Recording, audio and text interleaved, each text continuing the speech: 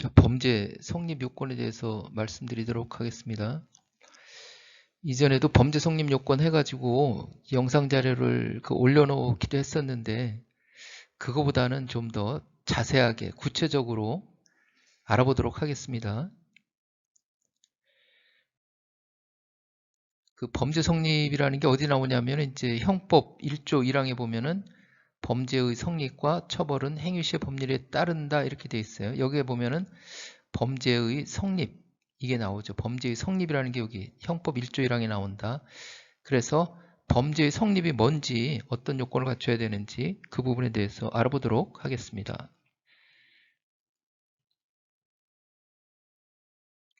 예를 들어 가지고 그 농수산물의 원산지 표시에 관한 법률 그 원산지 거짓 표시해 가지고 뭐 수입산 소고기를 국내산으로 속여 판다든지 해 가지고 언론에도 종종 보도되기도 하고 그러는데 그 사건이에요. 그런 사건들. 그 6조 1항에 보면은 누구든지 당 각호 행위를 하여서는 아니 된다 그래가지고 원산지 표시를 거짓으로 하는 행위 혼동도 있는데 예를 들어가지고 하는 거니까 그냥 간단하게 간략하게 원산지 표시를 거짓으로 한다. 그 부분에 대해서만 살펴보도록 하겠습니다. 여기에 보면은 행정사범은 특별법은 앞에 이래라 저래라 하는 게 나오죠. 이래라 저래라 하는 게 나오고 뭐 해라 뭐 하지 마라 하는 게 나오고 그 뒤편에 가면은 거기에 위반한 자 뭐 하라고 그랬는데 하지 않은 사람 하지 말라고 그랬는데 한 사람에 대해서 위반한 자는 7년의 징역 뭐 이렇게 나오죠. 그래가지고 앞에서는 하지 마라 금지조항 해라 명령조항 하여야 한다 의무조항 뭐 이렇게 그런 식으로 나오겠죠. 그 다음에 이제 처벌조항 해가지고 뒷부분에 처벌조항이 나옵니다. 이에 위반한 자는 이렇게 되어 있어요. 그래가지고 원산지 거짓 표시 이것을 처벌하려면은 범죄 사실 쓸 때 그리고 어떻게 첫머리를 어떻게 쓰느냐 이렇게 처벌조항을 그대로 써주시면 되겠죠. 처벌조항 문구를 누구든지 농산물의 원산지 표시를 거짓으로 하거나 이를 혼동하게 할 우려가 있는 표시를 하여서는 아니 된다. 이게 처벌조항 문구예요. 처벌조항 문구를 그래도 쓰시고 우리가 수사하는 건 뭐예요? 여기에 해당되는 행위를 했는지 원산지 표시를 거짓으로 했는지 그걸 따지는 거잖아요. 해가지고 여기 보면은 처벌조항을 그대로 쓰시고 처벌조항을 그대로 쓰시고 범죄 사실 쓸 때 그리고 또 수사할 때 처벌조항 그대로 여기다 알아야 되겠죠. 이 처벌조항을 알아야 조사가 되겠죠. 그리고 나서 여기다가 이제 정리된 처벌조 이렇게 해가지고 그리고 결론은 뭐예요? 농산물의 원산지 표시를 거짓으로 한 자, 이 사람을 누구든지 해서는 안 되는데 그럼에도 불구하고 일시장소 방법 6하 원칙에 의해서 농산물의 원산지 표시를 거짓으로 했기 때문에 이제 그 사람을 처벌하는 거다. 이렇게 되어 있는 거죠.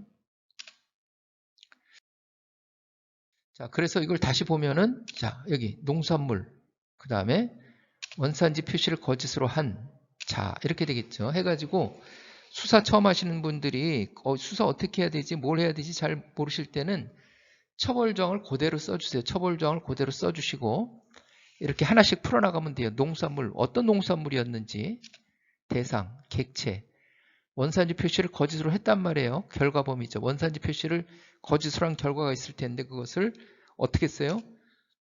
일시 언제 그랬는지 언제 거짓 표시했는지 어디서 거짓 표시했는지 어떤 방법으로 거짓 표시를 했는지 그래가지고 결과적으로는 얼마치를 팔았는지 뭐 이런 그분은 그래서 이제 원산지 거짓 표시를 한 거죠. 그래가지고 이제 판매 내역은 어떤지 뭐 이렇게 쭉 나가겠죠. 해가지고 이러한 부분들 그리고 누가 그랬는지 모르면 기소중지 사건이 되는 거죠. 이렇게 되어 있습니다. 이렇게 되어 있고 그럼 여기에서 인과관계가 있어야 되는 거예요. 인과관계라는 것은 원인과 결과가 서로 연결되어 있어야 된다. A라는 사람이 음식점을 하면서 자기가 메뉴판에다가 수입산을 원래는 수입산인데 메뉴판에다 국내산이라고 썼어요. 그리고 팔았으면은 그 메뉴판에 국내산이라고 쓴 것도 A라는 사람이고 판 것도 A라는 사람이고 해가지고 거짓 표시한 거 그 거짓 표시한 사람이 A니까는 그 뭐 원인과 결과가 서로 연결이 돼 있는 거죠. 그런데 예를 들어 가지고 음식점을 A가 운영하고 있는데 아이들이 학생들이 와가지고 장난치느라고 이렇게 미국산이라고 그래 써놨는데 장난치느라고 밑자를 싹 지워버렸어요. 거기다 싹 지워버려서 그러면 이게 원산지 거짓 표시가 된 거죠. 아무튼 그러면은 이게 인과관계 A라는 사람이 했다는 인과관계가 원인과 결과가 A한테 그 인과관계를 물을 수가 있나요? 이게 그건 안 되겠죠. 그거는 A는 자기가 한 게 아니라 학생들이 와가지고 장난치면서 해놓은 건데 그 사람을 A를 그 원산지 표시를 거짓으로 했다고 처벌하면 좀 억울할 수가 있겠죠. 그래서 인과관계가 있어야 된다. 그러한 부분들. 그 다음에 여기에 보면은 농산물의 원산지 표시를 거짓으로 하면 그냥 처벌하는 거예요. 농산물의 원산지 표시를 어떠한 이유로 거짓으로 했는지는 상관이 없어요. 여기 처벌조항에 보면 그냥 농산물 원산지 표시를 거짓으로 하면 그냥 처벌하지. 여기다가 어떤 이유라고는 건 없잖아요. 이유가 다양할 텐데 그 이유를 다 쓸 수는 없겠죠. 해가지고 동기는 관계가 없어요. 그렇지만 피의자 신문할 때, 조사할 때 물어보기는 해요. 그 원산지 거짓 표시 언제 했나요? 어디서 했나요? 어떤 방법으로 했나요? 그래서 왜 그랬나요? 이렇게 물어봐요. 조사할 때 육하원칙은 육하원칙으로 조사는 돼야 되니까. 그렇지만은 범죄 사실 쓸 때는 왜 그랬는지는 쓰지 않는다. 왜 그러냐면은 처벌조항에 왜라는 그런 게 없기 때문에. 예를 들어 그런데 이제 살인죄 같은 거, 사람을 살해한 자, 거기도 뭐 사람을 살해한, 그러면 이제 사람을 살해하면 처벌하는 거지, 사람을 왜 살해한 이런 건 없지만은, 그래도 그것은 이제 동기범죄라고 그래가지고 왜 살해했는지 그것을 범죄 사실에 쓰긴 합니다. 이렇게 살인, 상해, 폭행 뭐 이런 것들은 왜 상해를 가했는지, 왜 폭행했는지 이런 걸 쓰는데, 일반 행정사범은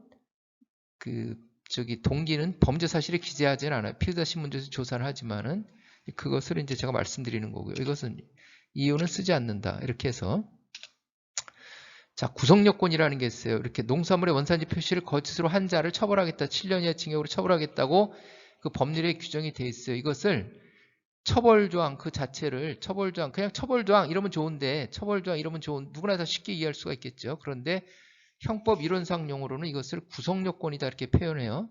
구성요건 꼭 알아두셔야 될 용어다. 오늘 말씀드린 거 다 알고 계셔야 되는 거죠. 해서 구성요건이라는 것은 그 처벌조항 문구 그 자체를 말한다. 처벌조항 그 문구 자체. 농산물의 원산지 표시를 거짓으로 한 이것이 원산지 거짓 표시죄의 구성요건이다. 그러면은 A라는 사람이 원산지 표시를 거짓으로 했다. 그럼 뭐 어떻게 되는 거예요? 처벌조항에 해당하는 행위를 한 거죠. 그건 이제 구성요건 해당성이라고 그러죠. 그래서 이제 구성요건 해당성이라고 그래요. 그러니까는 사람을 처벌하려면은 일단 죄형 법정주의라고 그래가지고 처벌조항이 있어야 되잖아요. 그 처벌조항을 구성요건이라고 표현한다. 그리고 누가 구성요건 처벌조항에 해당하는 행위를 했으면은 그것을 구성요건에 해당된다 그래갖고 구성요건 해당성. 그래가지고 범죄 성립요건의 첫째 조건이 구성요건 해당성이 있어야 된다. 구성요건 해당성이 있어야 된다. 이렇게 되어 있습니다. 해서 여기에 보면 농산물 객체, 행위, 일시장소, 방법, 결과, 주체 이것은 우리가 다 눈으로 볼 수 있는 것들이에요. 눈으로 볼 수 있는 것들은 나타나는 것들은 객관적 구성요건 요소다 이렇게 표현을 하고 그 다음에 여기에서 원산지 표시를 거짓으로 했는데 여기에는 일부러 했다는 게 그 의미가 포함되어 있는 거예요.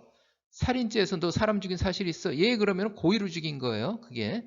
그래서 너 일부러 사람 죽인 사실이 있어? 이렇게 물어보잖아요. 처벌조항에 사람을 살해한 자 이렇게 돼 있는데 거기도 사람을 고의로 살해한 자 이렇게 돼 있지는 않아요.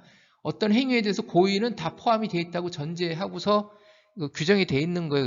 그렇기 때문에 고의라고 쓰진 않은 거예요. 그래서 원산지 표시를 고의로 거짓으로 한 자 이렇게 돼 있는 거예요. 그 표현은 없지만은 해가지고 고의 같은 거는 일부러 했는지는 눈에 보이지 않아요. 일부러 했는지 실수로 했는지 이런 것들은 눈에 보이지 않고 그 사람의 마음 속에 있어요. 이것을 고의, 과실, 목적, 판매할 목적으로 말할 때 목적, 처벌조항의 목적이 뭐할 목적으로 이런 처벌조항이 있어요. 원산지도 뭐 판매할 목적으로 보관했다든지 이러면 이제 처벌하기 그런 규정이 있는데 목적, 할 목적으로 되어 있는 건 목적범위라고 그래가지고 조사할 때 무슨 목적으로 했는지 그것이 꼭 나타나야 돼요. 그 범죄 사실 쓸 때도 그렇고 처벌조항에 목적이 들어가 있기 때문에. 그리고 이제 고의, 과실, 고의는 이게 이제 표현은 되어 있지 않지만은 다 일부러 한 거예요. 원산지 표시를 거짓으로 한 사실이 있나요? 예, 그러면 고의로 표시한 거예요. 너 사람을 죽인 사실이 있어? 예, 그러면 일부러 죽인 거예요. 고의로 죽인 거예요. 아니요, 실수했어요. 실수로 죽인 거예요. 이래버리면 이제 과실이 되는 거죠. 그렇게 되어 있다 해서 고의, 과실, 목적은 주관적 구성요건 요소라 그래가지고 우리가 이제 그 구성요건에 해당되려면 뭐가 돼야 돼요? 객관적 구성요건 요소도 여기도 성립이 돼야 되고 주관적 구성요건 요소도 요거도 충족이 돼야 된다. 요거 둘 다 충족이 돼야 되겠죠. 그래야 구성요건에 해당된다. 이렇게 표현을 하는 거예요. 자, 해서 원산지 표시를 거짓으로 한 사실이 있나요? 했는데 실수였어요. 그때 내가 쌀 장사를 하는데 원산지 표시할 게 뭐 좁쌀, 귀리, 팥, 콩, 수수 뭐 해가지고 수십 가지가 돼요. 그래가지고 내가 원산지 표시를 제대로 하는데 귀리에 대해서는 요게 베트남산인데 내가 깜빡 실수해가지고 국내산으로 잘못 쓴 거예요. 실수했어 하면은 사실 그게 실수한 게 사실이라면 처벌할 수가 없겠죠. 여기 실수로 한 사람은 처벌한다는 규정이 없어요. 그 행정사범은 과실범, 실수한 과실범은 처벌 규정이 없습니다. 산림보호법에 보면은 실수로 불낸 사람들, 산불 낸 사람은 그 과실 실화, 산불 낸 사람에 대해서 그거는 과실범 처벌 규정이 있는데 그거는 거의 뭐 행정사범이라고 보기보다는 일반 형사사범이라고 비슷한 거죠. 이게 그죠. 산에서 다만 불이 산에서 났을 뿐이니까 일반 행정사범에 대해서는 과실범 처벌 규정은 없다. 그렇게 알고 계시면 되는 거예요. 그 실수를 했다 그러면 처벌하지 못하는 거예요. 그러니까 그 사람이 일부러 했다는 것을 우리가 입증을 해야 되겠죠. 수사하는 사람들이. 이렇게 돼 있어요. 그러면 이게 무슨 소리야? 예를 들어 보면은 구속요건 해당성이라고 그러는데 처벌조항이 뭐 해당되는지 만다는지 따진다는데 그게 무슨 소리야? 이렇게 원산지 표시에 관한 법률에 보면은 이런 거짓으로 표시하면 이제 처벌하는 거죠. 그런데 그 몇 년 전에는 김치에 대한 원산지 표시 의무는 찌개하고 탕, 반찬에만 있었어요. 그 시행령이 그렇게 돼 있었는데 찌개, 탕, 반찬, 김치 원산지 표시는 어디다 하는 거예요? 찌개를 끓일 때, 김치로 찌개를 끓일 때, 김치로 탕을 끓일 때, 김치를 반찬으로 제공할 때 메뉴판에다가 김치는 뭐 국내산, 중국산 이렇게 쓰라고 했어요. 그런데 이제 어느 음식점에서 만두도 파는데 물론 이제 반찬으로 김치도 제공하고 김치 제공하는 반찬으로 제공하는 김치는 국내산이에요. 그래서 메뉴판에다 국내산이라고 그렇게 썼어요. 실제로 국내산이었어요. 찌개탕에도 다 김치를 국내산으로 썼어요. 그런데 이 사람이 만두도 만들어 파는데 만두 속에 들어가는 김치는 중국산 김치를 썼어요. 그래가지고 단속반에 걸렸어요. 그래서 이제 왜 그 만두 속에 중국산 김치를 쓰면서 메뉴판에는 김치 국내산이라고 썼느냐. 이것은 원산지 표시를 거짓으로 한 거다 해가지고 기소했는데 법원에서 무죄가 선고됐어요. 왜 무죄가 선고됐을까요? 판사가 물어보는 거예요. 기소한 사람한테 물어봤겠죠. 만두가 찌개냐 하니까 이제 만두가 찌개가 아닌 건 누구나 다 알죠. 그래서 이건 아니구나 넘어갔어요. 그다음 만두가 탕이냐 그랬더니 탕도 아닌 거 확실한데 만두가 반찬이냐 이거 좀 헷갈리죠. 그 기소한 쪽에서는 뭐예요? 만두가 반찬까지 이거 반찬도 안 되면 무죄가 선고되는 거니까는 만두는 반찬이라고 막 우기는 거죠. 판사가 물어봤죠. 그 음식점 가서 반찬 달라는데 만두 갖다 주는 거 봤냐? 이렇게 해가지고 이제 이건 안 되는구나 해가지고 그 무죄가 선고됐습니다. 그래가지고 나중에 법을 다 바꿨어요. 계속 또 이런 식으로 유형은 다 무죄가 선고될 거잖아요. 그래가지고 범위를 좀 더 폭넓게 바꿨습니다. 이렇게 만두 속에도 이제는 김치 원산지를 표시할 수 있도록 하는 식으로 이렇게 두리뭉실하게 해가지고 다 이렇게 해당될 수 있게 그런 식으로 이제 아무튼 그 개정을 했어요. 근데 이 사건 당시에는 이게 이제 요게 찌개탕 반찬으로만 한정돼 있었기 때문에 만두 속에 집어넣은 것은 처벌할 수 없었다. 왜? 처벌조항에는 찌개탕 반찬으로 되어 있는데 구성요건은 찌개탕 반찬인데 그 만두 속에 들어간 것까지 구성요건에 해당된다고 그렇게 알고 판단을 해가지고 기소했는데 법원에서는 만두 속에 들어가는 김치는 구성요건에 해당되지 않는다는 거죠. 그래서 무죄가 선고된 거예요. 그런 부분들.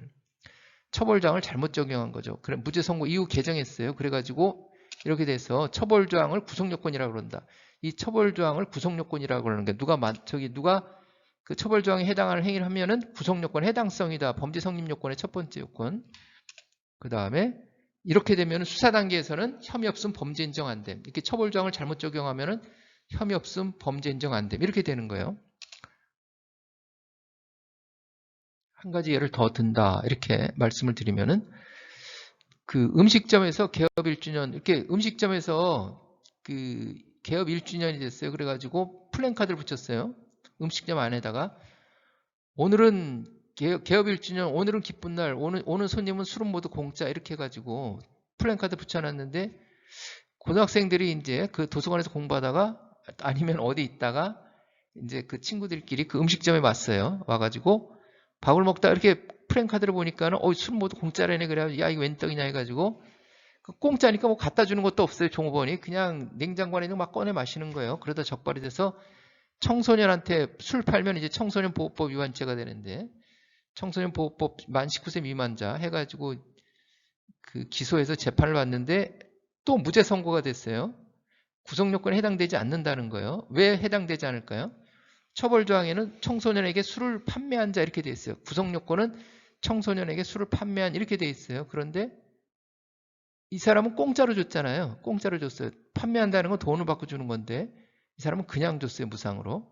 그러니까 처벌조항에 해당되지 않죠. 구속요건에 해당되지 않죠. 구속요건은 그 판매인데 이것은 무상으로 제공했으니까는 구속요건에 해당되지 않는다. 처벌조항에 해당되지 않는다. 그래가지고 또 그 청소년보호법을 개정을 했죠. 그래서 여기 보면은 처벌조항을 잘못 적용한 사례, 무죄 선고해서 이후 개정을 했습니다. 그 다음에는 구속요건, 구속요건 해당성 이렇게 되는 거예요. 똑같이 되는 거죠. 그래서 이것은 어떻게 개정을 했느냐? 영리를 목적으로 무상으로 제공하면 그것도 처벌하는 거예요. 판매해도 처벌하고 영리를 목적으로 무상으로 제공해도 처벌하고. 그럼 좀 전에 이런 경우 같은 경우에는 영리를 목적으로 무상으로 제공했다고 볼 수가 있겠죠. 왜 영리를 목적으로 앞에 써붙였을까요? 누가 뭐 설명해 주는 사람은 없지만은 제 생각에는 만일에 영리를 목적으로라는 그게 빠지면 목적범위 된 거죠. 이 부분에 대해서 무상으로 제공하는 건 목적범위 되는 거죠. 목적이라는 게 있으니까 무슨 목적으로 줬는지 그걸 또 영리를 목적으로 줬는지 그것도 조사해야 돼요. 피의자 신문할 때.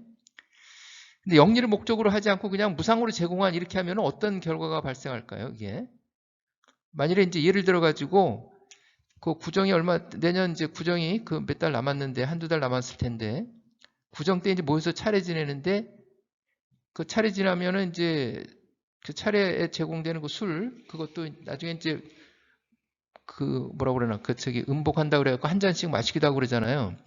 그 큰 집에다 모이는데 작은 아버지가 이제 거기서 큰 집의 아들 조카죠. 그러니까 너 몇 살이냐 하니까 고등학교 1학년인데요. 청소년이죠. 그래 난 너 때는 작은 아버지 너 때는 술도 마시고 그랬어 해서 술 한 잔 줬어요. 무상으로 준 거죠. 이렇게 무상으로. 그러면은 그 조카가 이제 억하심정에 뭐 사실 그런 일은 발생하지 않겠지만 예를 들어 가지고 작은 아버지가 세뱃돈을 안 주고 술만 주니까 화가 나가지고 경찰에 신고했어요. 우리 작은 아버지가 나한테 술을 무상으로 줬다. 그러면 그 작은 아버지 처벌해야 되겠죠. 무상으로 제공하면. 제공했으니까 문구대로 따지면 처벌 대상이 되는 거죠. 그런 사태를 방지하기 위해서 앞에다가 영리를 목적으로 이렇게 붙여놓지 않았나 이제 그렇게 생각도 해봅니다. 아무튼 처벌조항을 잘못 적용한 것은 구속요건 해당성이 없다. 이렇게 법원에 가면 무죄가 되고 그 다음에 그 혐의 없음 범죄 인정 안 됨. 이렇게 해야 된다. 혐의 없음 가로 열고 범죄 인정 안 됨. 이거는 띄어쓰기 하는 게 아니라 다 붙여 쓰는 거예요. 띄어쓰기 하는 게 아니라 다 붙여 쓰는 거예요. 이렇게. 자, 그리고 이제 고의가 있고 저거 하는데 승용차를 운전하던 A가 앞에 가던 오토바이 운전자를 받아서 사망하게 했다. 그 과거 몇 년 전에 그런 뉴스에 난 적이 있었는데 어떤 운전자가 오토바이 타고 가는 청년을 서로 시비가 붙었나 어쨌나 해가지고 앞에 신호대기를 정차해 있는 오토바이를 가가지고 강하게 들이받아가지고 사망시킨 사실이 있었어요. 그런 게 언론에 보도된 적이 있었는데 자, 우리가 이 사건에 있어서 이제 이 사건은 일부러 죽였을 수도 있고 실수로 죽였을 수도 있고 일부러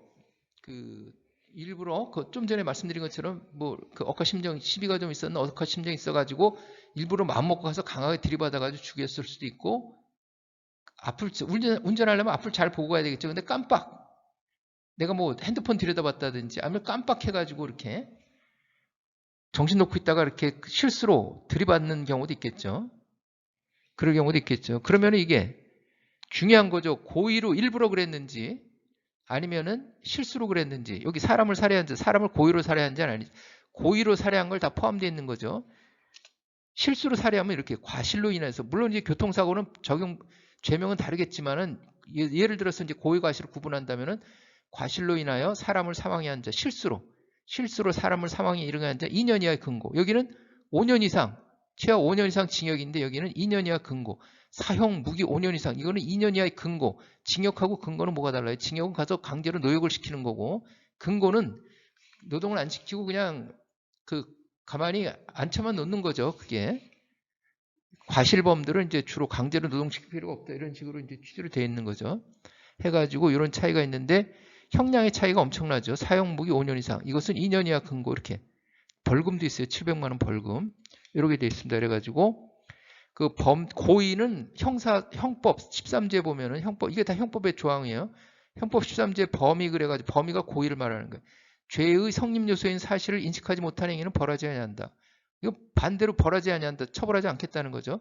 반대로 얘기하면 뭐예요? 처벌하려면 죄의 성립 요소인 사실을 인식해야 한다. 이게 고의예요. 죄의 성립 요소인 사실, 객관적 구성 요건 요소 있잖아요. 객관적 구성 요건 요소, 주체, 객체. 주체는 자기니까 빼고 객체, 행위, 일시장소 방법 대상 결과, 일시장소 대상 방법, 일시장소 대상 처벌 조항, 죄의 성립 요건 요소인 사실이라는 것은 죄의 성립 요소인 사실이라는 것은 처벌 조항을 말하는 거예요. 처벌 조항 문구, 처벌 조항 문구인 사실을 인식하고 행위를 해야 처벌하겠다는 거예요. 고의는 다시 말씀드리면은 처벌 조항 문구를 알고서도 그걸 행하면은 처벌하겠다는 거예요. 그걸 고의라 그러는 거예요. 죄의 성립 요소인 사실, 처벌 조항 문구를 알면서도 그것을 그대로 행하는 거.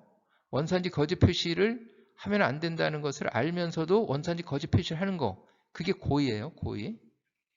이렇게 되어 있고, 그 다음에 14조에 과실이 있습니다. 정상의 주의를 태만함으로 인해서 아까 이제 막 정신없다 보니까 귀리 베트남산인데 뭐 국산으로 뭐 이렇게 했다든지 아니면 이렇게 주로 이제 과실은 운전해서 이렇게 교통사고 이런 데 많이 발생하죠. 해가지고 이렇게 운전하다가 실수로 이렇게 사람을 들이받았다든지 다른 차를 박았다든지 이렇게 되겠죠. 그래서 정상의 주의를 태만함으로 인하여 죄의 성립 요소인 사실을 인식하지 못한 행위, 이것은 과실범 처벌하려면 과실범 규정이 별도로 있어야 돼요.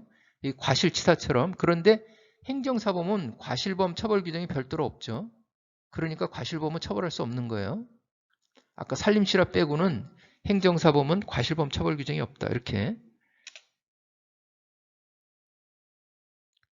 음식점을 하는 A는 메뉴판에 수입산 소고기를 국내산으로 거짓 표시했다. 해가지고 일부러 거짓 표시했는지 실수로 했는지, 사실 수입산 소고기를 국내산으로 표시하는 거는 실수로 하기는 어렵죠. 실수로 하기는 어려워요. 이것은 다 자기가 거짓으로 표시한다는 인식, 이것을 가지고 거짓으로 표시하는 거예요. 그러니까 고의가 있다고 보는 거죠. 이렇게 고의가 있다고 보는 거예요. 이렇게 해서 원산지를 실수로 거짓으로 표시했다고 그러면은 처벌할 수가 없다고 그랬죠. 그런데 우리가 상식적으로 봤을 때 미국산 소고기를 사다가 국내산으로 썼으면 의식적으로 그것을 국내산으로 거짓으로 표시한 거지, 미국산 갖다가 실수로 국내산으로 표시하거나 그러진 않을 거잖아요. 그런 부분들. 만일에 이 사람이 국내산인 줄 알고 사오고 국내산 가격을 지불하고 사와서 국내산이라 표시했다고 그러는데 공급한 사람이 이제 속여서 공급한 거예요. 미국산인데 국내산이라고 속여서 공급했다면 그것은 이 사람은 고의가 없는 거죠. 거짓 표시한다는 고의가 없는 거예요. 그러니까는 범죄 성립 요소인 사실을 인식하지 못했으니까 처벌할 수가 없는 거죠. 그렇게 되는 거예요. 고의. 해서 대부분 사람들이 우리가 조사하다 보면은 자백하는 사람도 있지만 부인하는 사람도 많죠. 해서 고의를 부인해요. 내가 거짓으로 하려고 그랬던 게 아니라 뭐 실수였어요. 막 이렇게 부인하겠죠. 그러면 이 사람은 고의라는 것은 마음속에 있는데, 주관적 구성 요건 요소에서 마음속에 있는데, 이게 고의를 부인할 경우에 우리는 이 사람의 유죄를 입증하려면 고의를 입증해야 되잖아요. 고의가 있었다는 거. 그럼 뭘로? 마음속에 있는 거 우리가 뭐로 입증해요? 그러니까 거기에 대한 판례요. 범위 자체를 객관적으로 증명할 수는 없으므로 사물의 성질상 범위와 관련성이 있는 간접사실, 정황사실을 증명하는 방법으로 이를 증명할 수밖에 없다. 이때 무엇이 관련성이 있는 간접사실 또는 정황사실에 해당하는지는 정상적인 경험칙에 바탕을 두고 치밀한 관찰력이나 분석력으로 사실의 연결 상태를 합리적으로 판단하는 방법에 의해야 한다 해가지고, 고의를 부인할 경우에는 그 사람이 마음속에 있는 거를 어떻게 우리가 할 수가 없으니까는 객관적인 증거 자료로 이 사람이 고의가 있었다는 것을 증명하면 되겠다. 그런 취지로 이렇게 되어 있는 거예요. 고의의 일종의 미필적 고의라는 것은 내가 일부러 그랬어요. 그러면 이제 확정적으로 고의가 있는 거고, 그렇지. 원산지 표시를 거짓으로 하면 안 되지. 그래도 모르겠어. 그냥 이 정도야. 뭐 이렇게 하고서 좀 고의가 작은 고의, 마음속에 좀 귀탱이 조금 있는 고의, 그것을 미필적 고의라고 그러는데, 그 미필적 고의는 중대한 사실과 범죄 사실 발생 가능성을 인식이 있고 나아가서 용인하는 내심의 의사. 뭐 그래도 할 수 없지 뭐 이렇게 조그만 고의에 소극적 고의 이런 거 있을 때, 우리가 수사할 때는 그 확정적 고의는 아니더라도 일부러 그랬어 그건 아니더라도 그래도 뭐 할 수 없지 뭐 어쩔 거야 뭐 이렇게 해가지고 내심의 의사 미필적 고의가 있다는 것을 우리가 입증을 해야 돼요. 그것을 행위자의 진술에 의존하지 않고 외부에 나타난 행위의 행태와 행위의 상황 등 구체적인 사정을 기초로 일반인이라면 범죄 사실이 발생할 가능성을 어떻게 평가할 것인지를 고려하면서 행위자 입장에서 그 심리 상태를 추인해야 한다. 그러니까 이것을 나중에 영상 보실 때 정지화면으로 해놓고 여러 번 좀 읽어보시기 바랍니다. 그렇게 해서 좀 이해를 하셔야 될 거예요. 자, 그렇고 그리고 이제 행정사범도 행정상의 단속을 주안으로 한 법규, 우리 법규를 말하는 거죠. 특별사법경찰 행정사범 법규. 명명 규정이 있거나 해석상 과실범도 벌할 뜻이 있는 명확한 경우를 제외하고는 형법의 원칙에 따라 고의가 있어야 벌할 수 있다니까는 행정사범도 고의가 있어야 처벌한다. 과실범은 처벌하지 못한다. 산림사범처럼 과실범 처벌 규정이 있기 전에는 과실범은 처벌하지 못한다. 그러니까 우리가 그 사람들이 실수였어요. 그러면은 고의가 있다는 것을 입증을 해요. 어떻게 입증을 해요? 좀 전에 보여드린 판례 그걸 이제 참고하셔서 입증을 하셔야 된다. 이렇게. 자, 끝에 화면입니다. 아파트 옥상에서 A가 어린아이들이 놀면서 이제 돌을 던지는 거예요. 그 화단에 벽돌 던지는 거죠. 화단에 물 주고 있는 B를 보고 돌을 던지면 이게 몇 년 전에 이런 사건이 있었죠. 저 아파트 옥상에서 뭐라고 그러죠? 고양이 밥 주는 그 어떤 여성을 그 돌에 맞춰서 이렇게 사망한 그런 사건이 있었죠. 캣맘이라고 이렇게 하나? B를 맞힐 거야. 이렇게 하면 이제 확정적 고의가 있는 거예요. B가 맞을 수도 있을 텐데 어떡하지? 그래도 할 수 없지 뭐. 요게 이제 미필적 고의예요. 조그만 고의. 그래도 뭐 할 수 없지. 이렇게 해가지고 설마 B가 맞겠어? 이게 이제 인식 있는 과실이라고 그래요. 과실. 아무도 없어요. 그러니까 인식하지 못한 거죠. 인식 없는 과실. 그러니까 인식 있는 과실이나 없는 과실이나 똑같은 거예요. 해가지고 이것은 확정적 고의, 미필적 고의, 고의가 조금 있는 거 이것은 과실. 이렇게 구분하시면 돼요. 이렇게 이런 식으로 이제 구분하시면 되겠다 해서 이번 시간은 그럼 요 밑에 뭐가 또 하나 있나 볼까요?